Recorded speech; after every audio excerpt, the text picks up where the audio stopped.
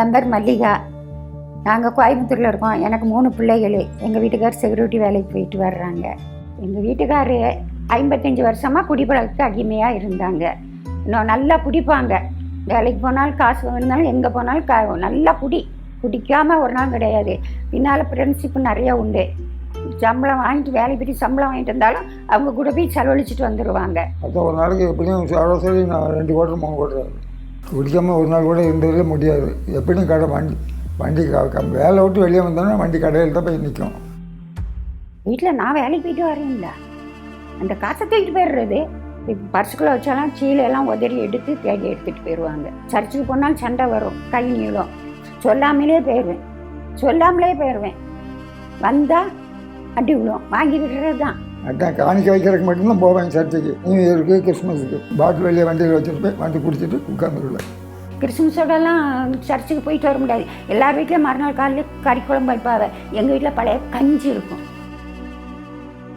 அடி நல்லா வாங்கியிருக்கிறேன். அடிச்சாலும் இந்த கன்னத்தில் தான் அடிக்கும். கம்மல் கூட 2 போயிருக்கு, எங்கே போச்சுன்னே தெரியல. ஒருக்கா அடித்து தான் அந்த கண்ணை உடச்சி விட்டாங்க.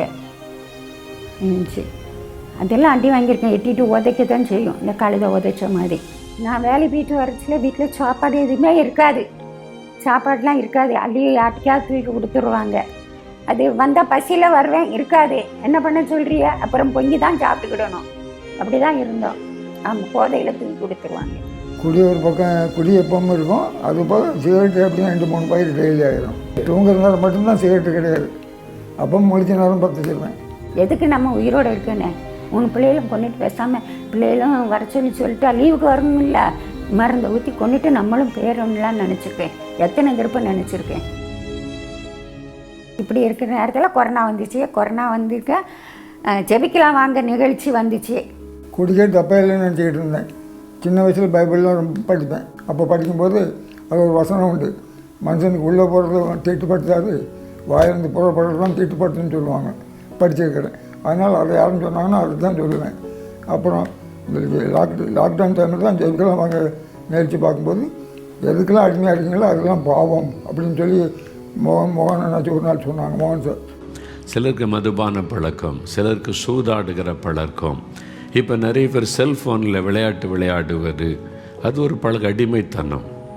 எந்த பழக்கம் உங்களை மேற்கொள்ளுகிறதோ நீங்கள் அதுக்கு அடிமையாயிட்டீங்கன்னு அர்த்தம். எதற்கும் நம்ம அடிமையாக இருப்பதே ஆண்டவர் விரும்பவில்லை. அதிலிருந்து நமக்கு விடுதலை பிரபஞ்சத்தில் இருந்து, இந்த பழக்கங்கள் இருந்து, மூட நம்பிக்கைகள் இருந்து, பாவ பழக்கத்திலிருந்து நமக்கு விடுதலை கொடுக்க இயேசு சிலுவையில் தன்னை பலியாய் கொடுத்தார் என்று வேதம் சொல்லுகிறாரு. உங்கள் வாழ்க்கையில் எத்தனை வருஷமாக இருந்தாலும், சிலருக்கு நீண்ட வருஷம் ஆகிட்டா இனிமே அவ்வளோதான், இதெல்லாம் இனிமே விட முடியாது, சாக வரைக்கும் அப்படி கிடையாது. 45 வருஷ பழக்கத்தின் ஆண்டவர் விடுதலை தந்திருக்கிறார். உங்களுக்கு தரமாட்டாரா?